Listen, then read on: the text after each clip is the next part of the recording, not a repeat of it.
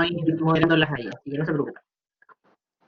Bueno, muchas gracias, José. Primero que todo, igual agradecer efectivamente a la Academia por la invitación a hacer la charla y también a la gente que se inscribió y está efectivamente conectado o va a ver el video después, de interesarse sobre un tema que efectivamente, como estábamos hablando, es quizás a lo mejor no tan frecuente, pero sí o sí les va a tocar en algún momento de su desempeño como médico general enfrentarse a esta temática.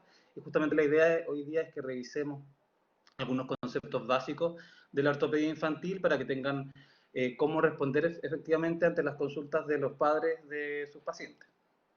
Yo soy Fernando Rojas, como dijo José Patricia, soy residente de segundo año de traumatología y ortopedia infantil de la USAT y me desempeño en el Hospital de la Florida. Vamos a partir entonces con el tema de deformidades angulares de las extremidades inferiores, el llamado genuvalo y genuvaro.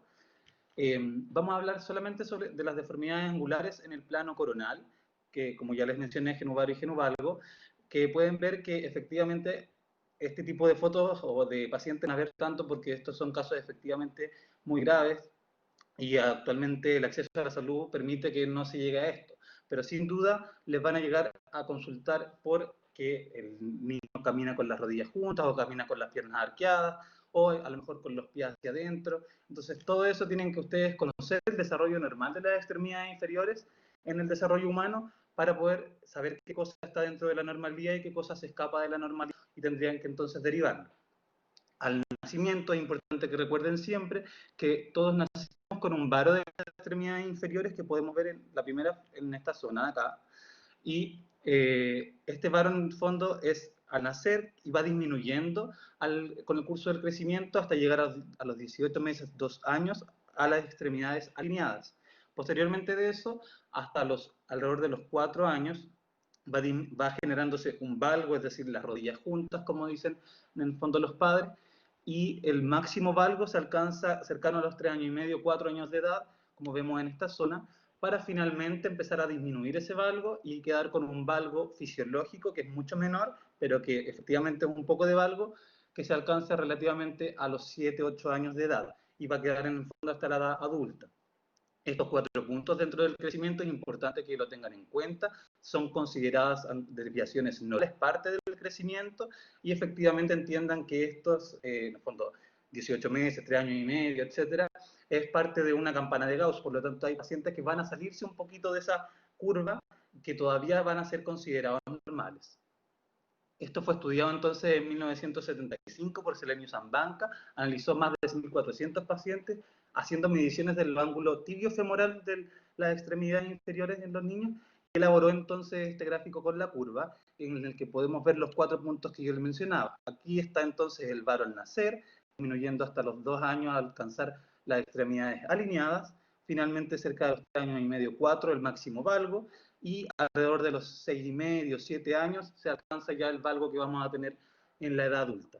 Nuevamente refuerzo que esto es parte del desarrollo normal de las extremidades inferiores. Acá. ¿Qué diagnósticos diferenciales o causas vamos a tener de esto? Se entiende entonces que hay desviaciones que son fisiológicas como las que vimos, desviaciones que van a salirse un poquito en el fondo de estas edades que hablamos, pero que todavía van a ser normales, solamente personas que están más a los extremos de la campana de Gauss, y otras causas que van a ser patológicas.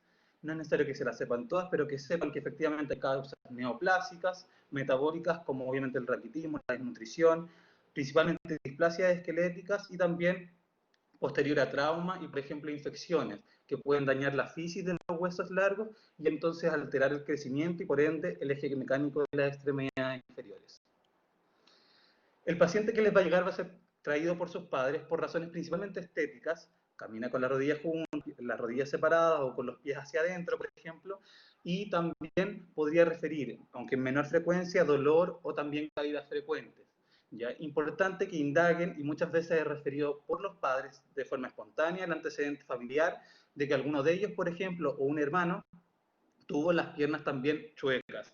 Entonces, en este antecedente tienen que indagar específicamente si se recibió algún tratamiento, porque lo más probable es que los padres se refieran a una desviación fisiológica que tuvo también cuando chico él o alguno de los hermanos. ¿Qué banderas rojas tienen que buscar dirigidamente en la anamnesis y el examen físico? Antecedente de talla baja, antecedente de que la desviación o esta angulación sea progresiva en el tiempo y vamos a ver cómo pueden ir registrándola y midiéndola.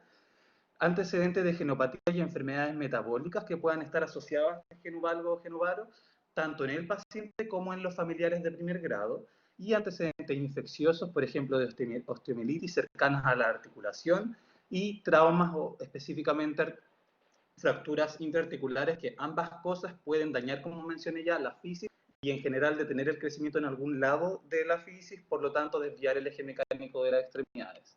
Importante, cualquiera de esas banderas rojas asociadas a un genovalgo o genovaro, es preferible que deriven. El paciente, entonces, nos vamos a enfrentar a un paciente que consulta por genovaro y que normalmente al examen físico va a caminar con los pies hacia adentro y que puede ser este genovaro asimétrico o simétrico. Ambas cosas pueden ser fisiológicas, por lo tanto no nos indica si va a ser patológico o no, pero sí, si al examen físico encontramos un empuje lateral, que es el movimiento de la rodilla que es brusco, breve, al apoyar en el fondo la extremidad en el piso, la rodilla en el fondo se va como hacia el lateral brevemente y luego vuelve a una posición normal al apoyar en la otra extremidad. Este empuje lateral sí nos podría indicar que hay mayor probabilidad de que sea patológico, por lo tanto, junto con eso, indagar otros antecedentes, hacer las mediciones y ver efectivamente si se deriva o no.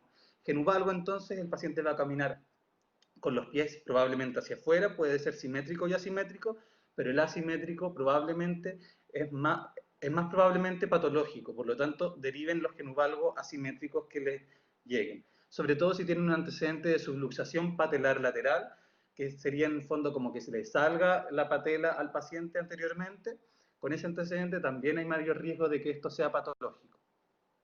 ¿Qué hacemos nosotros entonces cuando nos llega este paciente a la consulta de especialista?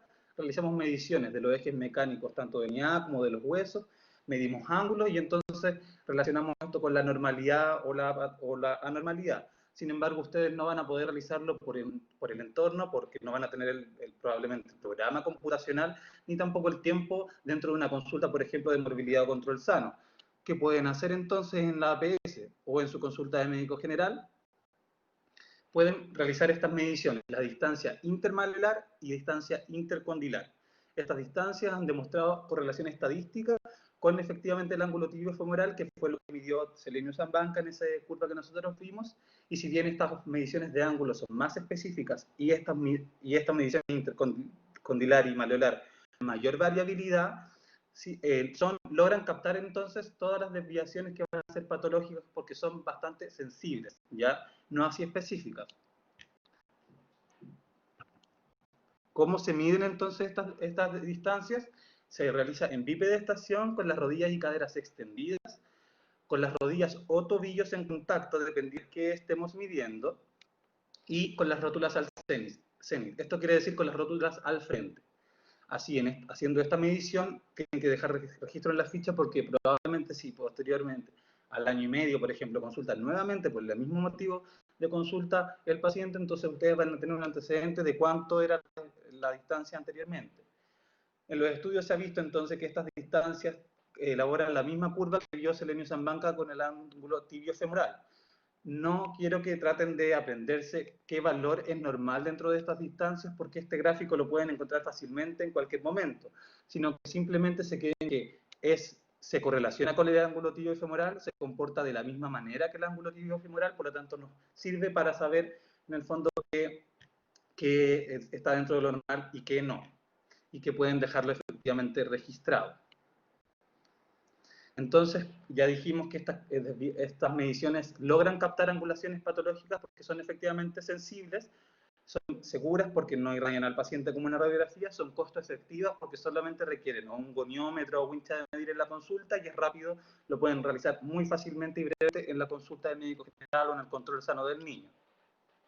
En cuanto al tratamiento, muy importante que se queden en su mente de que las desviaciones o angulaciones fisiológicas no se tratan, no sirven ni las rodilleras, ni poner los zapatos al revés al paciente, nada de eso. Ya los papás en general tienden a preguntarlo mucho, díganles que no, que esto solamente en la consulta del médico general, cuando ustedes vean desviaciones están dentro de lo normal, la conducta es observar observar sin radiografía porque no van a poder hacer las mediciones ni tampoco interpretarla como corresponde. Observar con las mediciones que ya les mencioné, de distancia intermarolar e intercondilar, y atento a las banderas rojas y antecedentes familiares. En cuanto a las deambulaciones patológicas, para que ustedes tengan conocimiento, nosotros efectivamente sí las realizamos tratamiento quirúrgico para restaurar el eje mecánico y también para lograr una adecuada orientación articular. Aquí vamos a ver entonces un caso clínico de una paciente de 2 años 7 meses de sexo femenino que llegó a nuestra consulta por talla baja, derivada por estaba siendo estudiada por talla baja por la endocrinóloga que la derivó a un genovaro asimétrico y tenía el antecedente de que la madre había tenido las piernas arqueadas. Se tomó una radiografía a los 2 años 2 meses y a pesar de que a esa edad la paciente debería tener las extremidades alineadas, vemos que efectivamente persiste el varo.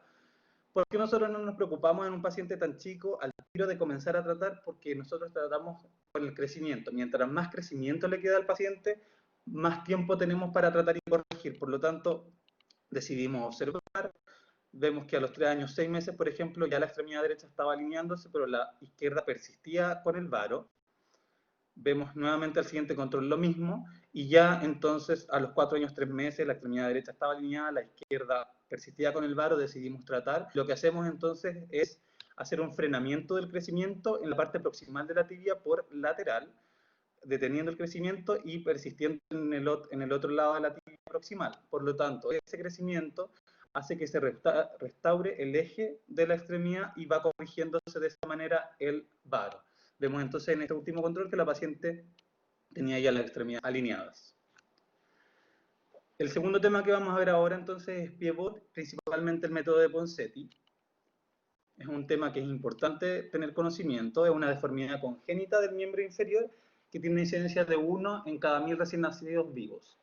Hay distintos grados de severidad y puede presentarse de forma aislada o como parte de algún cuadro sindrómico, y tiene una relación de hombre-mujer 2:1, es decir, mucho más frecuente en el hombre, y en el 50% de los casos es bilateral. Importante que sepan también que los padres que ya tuvieron un hijo con pivot tienen efectivamente mayor probabilidad de tener otro hijo con pivot, y que hay consecuencias de no tratar a estos pacientes, y que mientras antes se comiencen a tratar, mejores resultados se pueden esperar. ¿Cuáles serían las consecuencias? Principalmente una gran incapacidad para la deambulación, imposibilidad también para usar el calzado, dolor y desarrollo de callos en los pies. El pivot entonces consta de 4 deformidades que se dan en el pie, que es el cabo, el aducto del antepié, el varo del retropié y el equino del pie. Pueden recordarlas como la mnemotecnia CABE, de cabo, aducto, varo y equino. Y vamos a ver entonces cuál es cada una de ellas. Aquí vemos que entonces el cabo que se desarrolla es esta concavidad en la planta del pie, marcada por esta curva roja, y que se genera porque el pie principalmente está supinado, pero el antepié está pronado, es decir, está rotado en el sentido contrario. Esa rotación en el sentido contrario hace que se genere esta concavidad en la planta del pie. Ese sería el cabo. Ahí está. El aducto entonces es el aducto del antepié, quiere decir, trazamos el eje del pie desde el retropié hacia adelante, el eje del antepié está en otra dirección que se va hacia medial, ¿ya? Por lo tanto, aquí podemos ver en ambos pies un aducto, es decir, que la parte delantera del pie se va como hacia adentro. El varo entonces sería que el calcáneo bajo la articulación calcáneo-astragalina está inclinado hacia medial también, generando entonces que todo el pie y sobre todo el retropié se vaya hacia adentro. Y finalmente el equino, que se da principalmente por la contractura del tríceps ural y también del tibial posterior, que impiden que el pie logre una dorsiflexión completa, por lo tanto el pie queda principalmente como caído. En la evaluación de un paciente con pivot, las radiografías son de muy escasa utilidad, nunca las soliciten ustedes en realidad, y importante que sepan que las pantorrillas y el pie de estos pacientes nunca van a ser como un pie normal. No se van a dar cuenta en un pivot que sea bilateral, pero sí van a ser muy notorios en un pivot unilateral. Generalmente la tibia está más acortada y también existen estos pliegues cutáneos, el medial y pliego cutáneo posterior, que van a ser característicos, además de la evidente deformidad. Esta patología se trata a través del método de Ponseti, que es efectivo, económico y tiene muy buenos resultados a largo plazo. Y el objetivo entonces es que nosotros alcancemos a corregir o eliminar las deformidades para obtener un pie que sea funcional, no doloroso, tenga una apariencia lo más cercana a lo normal, aunque nunca vas a tener una apariencia normal, y que ojalá logremos que sea lo más plantígrado posible, es decir, que logre la dorsiflexión para poder lograr la marcha. La tasa de éxito de este tratamiento es mayor al 95% en los pacientes que no tienen comorbilidades, y como ya les mencioné, el momento de inicio del tratamiento idealmente después de nacer, lo antes posible. ¿En qué consiste entonces el tratamiento? Principalmente en la realización de masajes de los pies previo a la instalación de yesos que van a ser seriados, los cuales van corrigiendo las deformidades de forma progresiva. Primero se corrige el cabo, luego el aducto, finalmente el varo y al final el equino. Estos yesos, se ponen por periodos de 7 días, se retiran y se vuelven a instalar, y en general la mayoría de los pacientes diría que ocupan alrededor de unos 6-7 yesos en promedio. Finalmente, los pacientes, el 90% de ellos va a requerir una tenotomía del tendón de Aquiles para corregir el equino. Y finalmente, después de esta tenotomía, usan 3 semanas más de yeso y luego comienzan con un uso de órtesis, que es mínimo hasta los 4 años, y ojalá eso les quede muy grabado. Los pacientes que tuvieron tratamiento por Ponseti tienen que ocupar órtesis hasta los 4 años mínimo, por lo menos. Las férulas, entonces, u órtesis que van a utilizar los pacientes se utilizan principalmente para evitar, la recurrencia, porque el pie, las deformidades ya están corregidas, lo que hacen es simplemente mantener la corrección. Es necesario para que sean utilizadas de buena manera que ambos pies estén anclados a la barra, ¿ya? No nos sirve que solamente un pie esté conectado y el otro tenga un zapato normal, en ningún caso, aunque sea unilateral el pivot. El tiempo de uso de estas férulas va a depender del inicio del tratamiento, de la edad en que se inició el tratamiento. También es importante que sepan que un niño que fue tratado de forma temprana y exitosa, posterior a los 6 años, es muy raro que recurra a su pivot, a menos que tenga algún defecto congénito asociado. Y cuando recurre, la principal causa es el mal uso o no uso de las órtesis. Por lo tanto, ahí está también, aparte de nuestro rol, su rol como médicos generales que van a ver a estos pacientes en una morbilidad, en un control sano, estar pendiente de si está ocupando sus órtesis, hacer la consulta y también de si está continuando con el tratamiento, ¿ya? Vamos a ver entonces cómo van a detectar ustedes que el paciente efectivamente tuvo un tratamiento con pivot. Otra causa de recurrencia puede ser que nunca se alcanzó el tratamiento correcto, es decir, no logramos efectivamente corregir las deformidades, o también a causa de comorbilidades neurológicas. El tiempo de férulas de uso de esta órtesis, ya les dije que depende de la iniciamiento, pero lo que me interesa que tengan en mente es que si al principio se usan 23 horas al día, lo cual se va disminuyendo de forma progresiva hasta que logre la marcha autónoma. Una vez que el paciente que fue tratado alcanzó la marcha autónoma, de ahí en adelante se utilizan 14 horas nocturnas hasta los 4 o 5 años, ¿ya? Entonces, probablemente el paciente no va a llegar con la órtesis al control, pero ustedes, si saben que tuvo antecedentes de pivot, por favor pregunten, ¿está utilizando las órtesis? ¿Está en control con el especialista? Hay pacientes que iniciaron el tratamiento después de haber tenido marcha y todo, es decir, más de 4 años, que es muy poco frecuente. Ellos necesitan al menos ocupar la órtesis 1 año. ¿Qué consejo pueden darle ustedes a los padres? Primero que todo, empezar a colocar siempre el pie más alterado, usar siempre calcetas con el uso de las órtesis y asegurarse de que el talón contacte con el talón de la férula. Recordemos que el pie igual puede tener la tendencia a quedar un poquito en equino, entonces tratar de siempre contactar el talón de la órtesis con el del paciente y acolchar la barra, porque cuando los pacientes van creciendo un poco, ya tienen fuerza en sus piernas y al estar acostados muchas veces se les va la barra encima y se pueden golpear la frente. Por lo tanto, que acolchen esta barra que está al medio.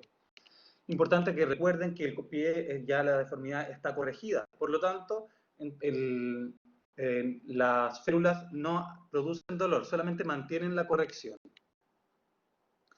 Les voy a leer este artículo que principalmente habla de que muchas veces pies que fueron idiopáticos en un inicio, luego de los 2 años, 3 años, los pacientes ya tienen algún diagnóstico que fue hecho posteriormente y que estaba vinculado al pivot. Por lo tanto, los pacientes que hayan tenido un pivot idiopático, siempre en los controles sanos y todo, un examen físico más detallado, buscando efectivamente signos de enfermedades sindrómicas o genopatías para estar atentos y hacer los diagnósticos pertinentes.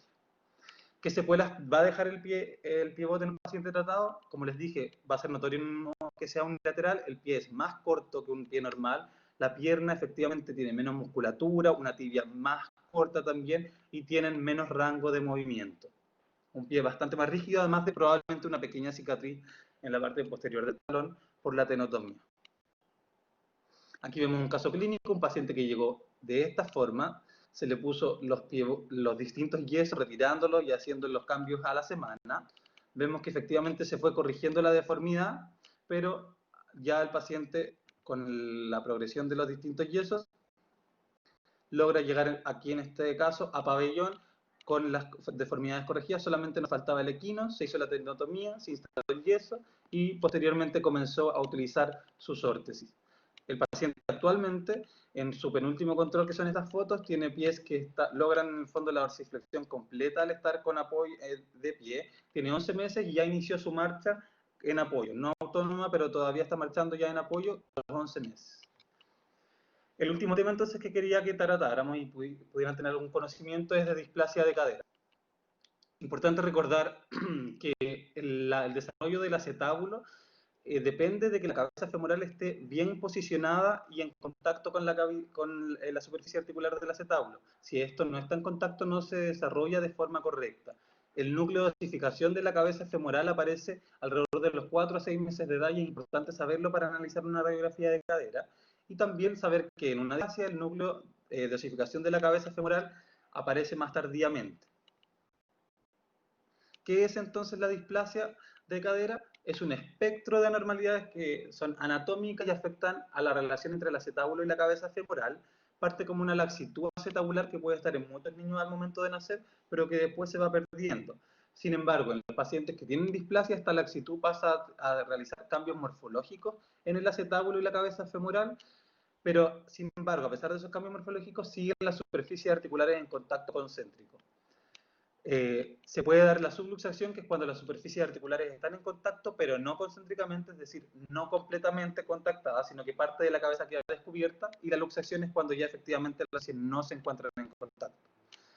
Tiene una etiología multifactorial, genética, hormonal y mecánica, y afecta a 1 de cada 600 recién nacidos vivos, reportándose la incidencia en Chile hasta 3, incluso más 4% en algunas publicaciones. Es más frecuente en niñas, y es más frecuente la cadera izquierda afectada. Solamente es bilateral en el 20% de los casos y es poco frecuente en la raza afroamericana.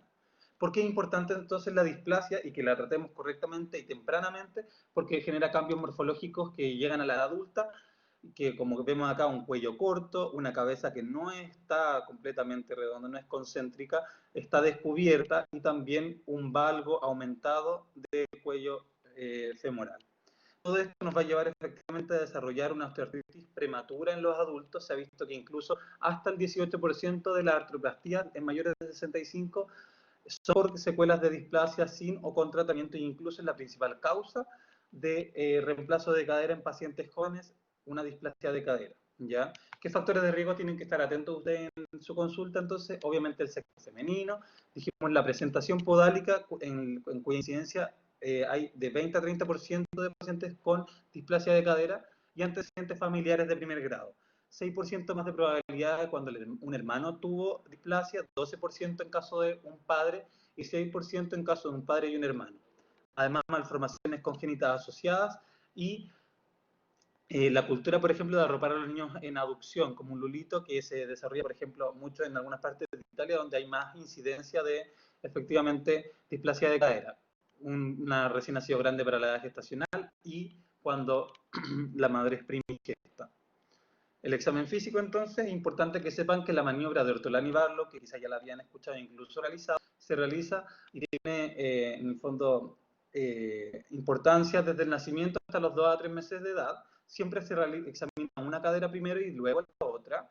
Se realiza poniendo el índice, el pulpejo del índice en la cara lateral del muslo, tocando el trocánter mayor, y el pulgar rodeando la rodilla.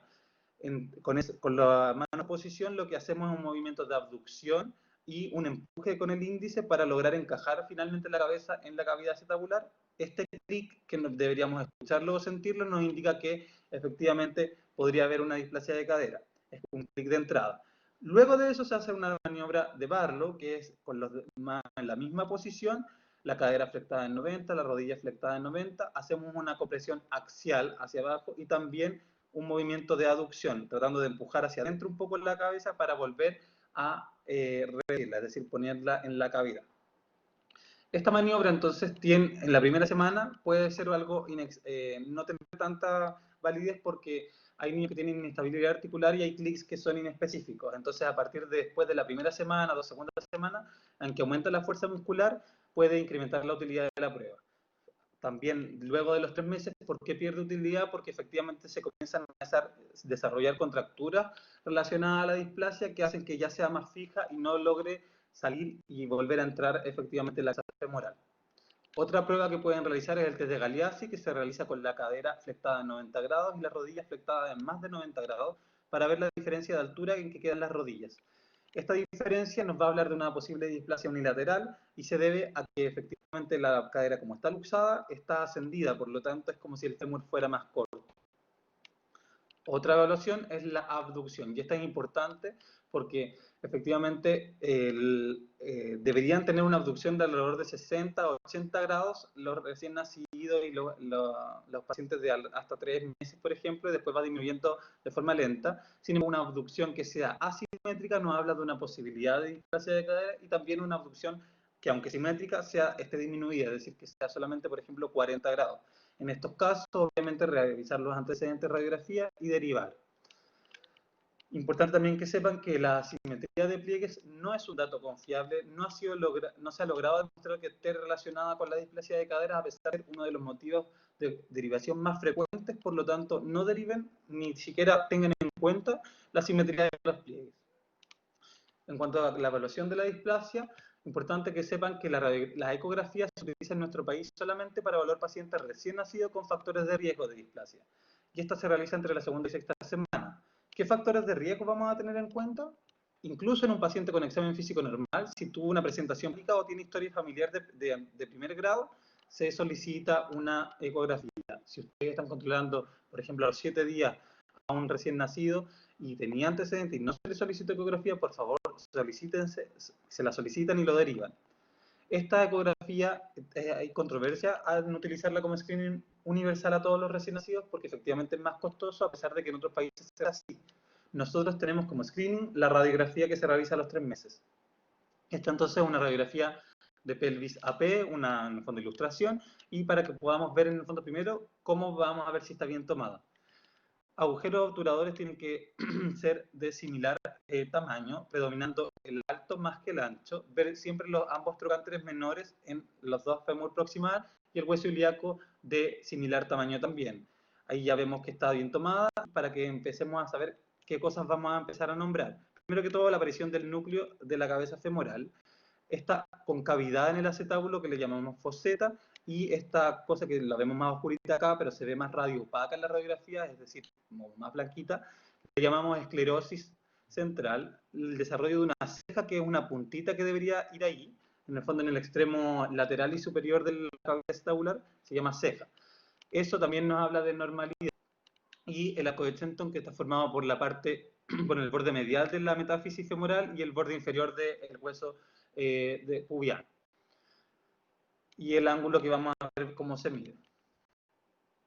La radiografía tiene un valor limitado como diagnóstico precoz porque efectivamente la cabeza femoral es cartilaginosa hasta alrededor de los 4 meses de edad, pero se han en el fondo estudiado otros hallazgos que permiten evaluar la radiografía y por eso en nuestro país se realiza un screening a los 3 meses con radiografía, principalmente por los hallazgos que estábamos hablando. La presencia de foseta acetabular central, la esclerosis que se presenta en el acetábulo por el apoyo de la cabeza, el desarrollo de ceja cotiloidea, un ángulo acetabular que sea menor a 30 grados en un paciente de 3 meses y un arco de Chenton continuo. Ay. La presencia de foseta entonces nos debería indicar efectivamente que la cabeza está bien posicionada. Las radiografías se utilizan tanto para el seguimiento de pacientes que ya fueron tratados como para los pacientes que se encuentran en tratamiento y siempre evaluar que esté tomada.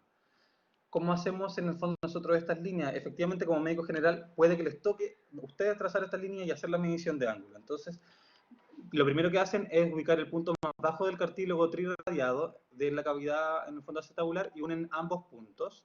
Luego trazan una línea que es perpendicular a la línea de Felgenreiner que acabamos de trazar y que pasa por el punto más lateral y superior de la cavidad acetabular. Y luego unen el punto más bajo del cartílago trirradiado con el punto más superior y lateral de la cavidad acetabular por donde trazaron la línea de Perkins y van a trazar esa línea. Y eso les permite medir el ángulo acetabular. Ya dijimos, mayor a 30 grados en 3 meses está alterado.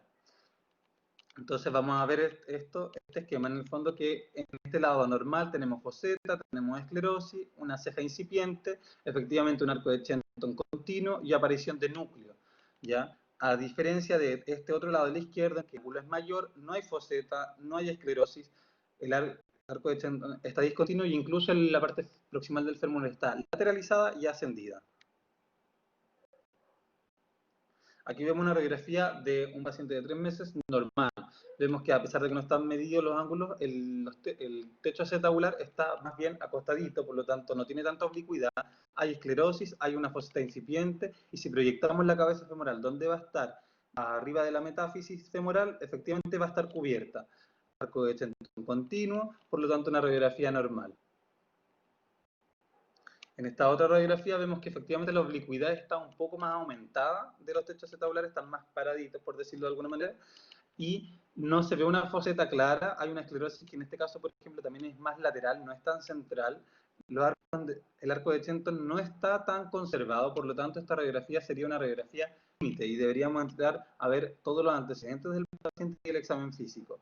Y en este caso una radiografía que está claramente a izquierda alterada, arco de Shenton no está continuo, no hay foseta, no hay esclerosis, ¿ya? Claramente aquí tampoco hay foseta ni esclerosis, pero si proyectamos la cabeza sobre la metáfisis está cubierto y el arco de Shenton está relativamente continuo. La displasia de cadera es una patología de diagnóstico clínico radiográfico, es de sospecha en general y también de pediatra y neonatólogo, y la confirmación diagnóstica es del traumatólogo infantil. Importantísimo que se queden con que un paciente que tuvo factores de riesgo y le realizaron la ecografía, la cual estuvo normal, aún así debe someterse a la radiografía de 3 meses. ¿Ya? No es que se dio de alta y no tiene displasia con la ecografía normal, solamente que de momento no se hizo ni un hallazgo y que aún así debe someterse a la radiografía de 3 meses. El tratamiento entonces de la displasia es con arnés de Pavlik. A mayor edad de inicio, peor pronóstico, ¿ya? Siempre quédense con que los pacientes menores a 6 meses se empieza con arnés de Pavlik. Los pacientes entre 6 a 18 meses, en general, podría intentarse al séptimo mes quizá todavía usar arnés de Pavlik, pero más adelante ya no. Y en general se hace una reducción cerrada en pabellón con una tenotomía de los aductores, que son músculos que efectivamente facilitan la luxación de la cadera. Y luego se pone un yeso en espica por 12 semanas mínimo. Los niños que ya son mayores, efectivamente ya son candidatos a cirugía con una reducción abierta, la tenotomía y eventuales osteotomías, es decir, que hay que cortar finalmente el hueso para poder lograr posicionarlo de forma correcta. Entonces el arnés de Pavlik se utiliza por mínimo un periodo de 6 semanas, nosotros hacemos controles cada 6 semanas con radiografía. El éxito de este tratamiento es de entre el 82 al 95% y depende mucho de que efectivamente se utilice de forma correcta.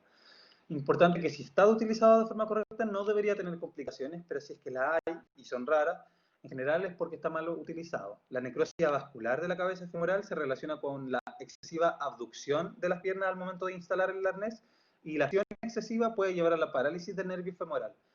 Por eso, como ustedes van a examinar pacientes que están utilizando el arnés y fueron a consultar por otro motivo y van a tener que examinarlo, quizá quitarle las correas, tienen que saber en qué posición tienen que quedar. La cadera debe estar en flexión de 100 grados máxima y una abducción de 60 grados máxima, para que no genere la necrosis vascular. Mínima abducción de 30, porque si no, menos de eso permite todavía la luxación. Se utilizan estas correas 24 horas al día. Máximo ustedes le pueden decir a los padres que pueden retirar media hora, 45 minutos al día para poder lavar la correa o bañar al paciente, pero el resto es 24 horas al día. No sirve si el papá o la mamá se lo saca 2 horitas en la mañana, 2 horitas en la noche, o no se lo pone durante la noche, porque efectivamente no es un tratamiento correcto y no van a haber cambios, no vamos a lograr corregir la enfermedad. Por lo tanto, también es importante para que haya una buena adherencia al tratamiento que recalquen que no produce dolor, no produce fiebre, que son preguntas bastante frecuentes y que además el paciente se acostumbra a las pocas semanas a usar el arnés. Finalmente, quiero que se queden también con que la displasia de cadera es una enfermedad del desarrollo de las caderas. Por lo tanto, el seguimiento y control de los pacientes efectivamente tiene que realizarse con especialistas hasta alcanzar la madurez esquelética. En el caso de las mujeres, por ejemplo, hasta que tengan su primera menstruación. ¿Por qué? Porque a pesar de que los pacientes tienen tratamientos exitosos con el arnés de Pavlik, posteriormente, ya más cercanos a los 10, por ejemplo, 10 años, etcétera, pueden comenzar con dolores que pueden deberse a inestabilidad articular residual que es consecuencia de haber tenido efectivamente una displasia de cadera. Y además que pueden también volver a desarrollar ciertas alteraciones. Por lo tanto, si ustedes ven un paciente que utilizó correas o como ustedes le preguntan los antecedentes, le dicen que tuvo displasia, pregunten por favor, ¿está en controles con el especialista? Si es que no está en controles, derívenlo para que continúe esos controles hasta la edad que corresponde. Eso, no sé si hay alguna duda. Muchas gracias de todas formas y eso fue la presentación. Espero que haya quedado